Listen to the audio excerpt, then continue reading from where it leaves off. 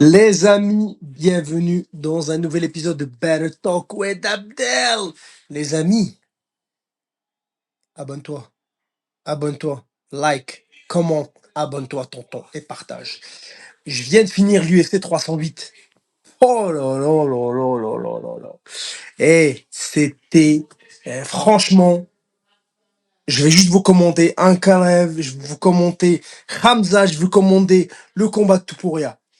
Premier combat, c'est Ankalaev. Ankalaev, franchement, il a fait un super bon travail il a gagné par décision unanime. Il a fait un travail de pression incroyable sur son adversaire. Pour moi, le premier round était serré. Pour d'autres, il l'a gagné. Pour d'autres, il l'a perdu.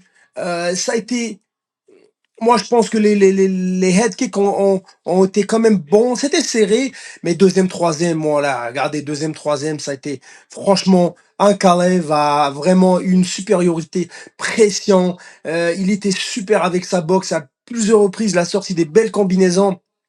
Il a touché, il était fidèle à sa stratégie et il l'a eu. On voit à la fin du troisième, par contre, au milieu du troisième, pardon, on voit que Akidji en fait a essayé d'aller chercher un takedown, mais bon, face à un Daguestanais, bonne chance. Mais vraiment, ça a été un combat très stratégique. Même son adversaire a essayé de son mieux de juste striker, dégager ou striker et de jouer autour. Parce que tu peux pas rester face à un Karlev comme ça. Il va te démolir avec ses mains. Il est rapide, il est slick, il est vicieux. Donc voilà, donc une belle victoire. L'UFC, donnez-lui une chance pour la ceinture. Il doit aller à la ceinture, ce gars. Il doit aller à la ceinture. C'est pas possible. Arrêtez de le faire attendre. Il mérite d'aller à la ceinture. Donc, faut lui donner sa ceinture. Sa chance. Maintenant, le combat de Khamzat. Waouh. J'avais dit quoi? J'avais peur que ça allait se passer comme ça. Eh ben, c'est passé comme ça. Robert a démarré avec un démarrage agressif. Il voulait comme montrer qu'il était là, qu'il était présent, qu'il n'était pas là pour se faire impressionner par Hamzat, ni avoir peur. Puis on connaît Robert, c'est l'ancien champion, c'est un phénomène. Il a été adorable, toujours été un super combattant, beaucoup de cœur, etc. Mais Hamzat, un double leg, quand il a eu le double leg, à ce niveau de sol, non merci. Même tu me payes là, j'irai pas en dessous comme Norbert l'a été.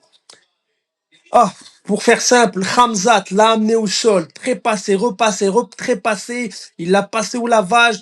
Oh, les passages de garde, la prise de dos, les combinaisons, oh là là, c'était magique, magique, pour finalement, limite lui briser la mâchoire. Donc, c'est pour ça qu'on voit Robert taper très très vite, parce que sa mâchoire, sentait tellement sa mâchoire, en fait, serrée, qui est en train de craquer, de péter, t'as pas envie de te faire péter les dents. Il faut pas faire ça. Et les transitions de Khamzat étaient impressionnantes. Donc, quoi dire de plus? Hey, donnez-lui la ceinture tout de suite. Franchement, Duplessis, il te bat même pas. Donne-lui la ceinture. Donne-lui la ceinture. Moi, je pense qu'il défonce les 170, les 185 et il peut ramasser les 205, je suis désolé, parce que il est phénoménal. Il est extraordinaire. C'est fou. Putain, au premier round. Putain, donc, l'UFC, donnez-lui sa ceinture. Il n'y a pas Duplessis. Blesse-toi, mon pote, donne-lui la ceinture. Il va être champion cette année. La grande finale. Topuria contre Max. Waouh! Quel combat! Quel combat! Une victoire de Topuria par KO. Le premier qui a mis KO Max Holloway comme ça. Waouh! Waouh! Waouh! Moi, j'ai dit, j'aimerais que ce soit Max qui gagne. Et j'y ai cru. Parce que après le premier round, je me suis dit, OK, il a passé le feu, c'est bon. Topuria a commencé avec des belles combinaisons, super belles boxe. Mais Max est très loose, est très relax, il touche avec des gros jabs. Quand Topuria frappe avec ses poings, il frappe avec ses poings, il bouge pas trop. Quand il kick fort. très fort. Il a même amené Max au premier avec un joli double leg. Il l'a fauché au sol. Bon, il n'a pas pu le garder longtemps là-bas. Max a juste trop d'expérience. Et le premier est qu'un round chaud, mais on va le donner à Topuria parce qu'à cause des takedowns. Deuxième round, waouh! Oh, que c'était beau. Moi, sérieusement, Max, pour moi, il l'emporte. J'ai vraiment. Ah, c'est bon, la foudre est passée. Topuria bouge moins, il est moins rapide, moins puissant, et c'est dangereux, mais Topuria essaie de toujours casser la distance pour venir à l'intérieur.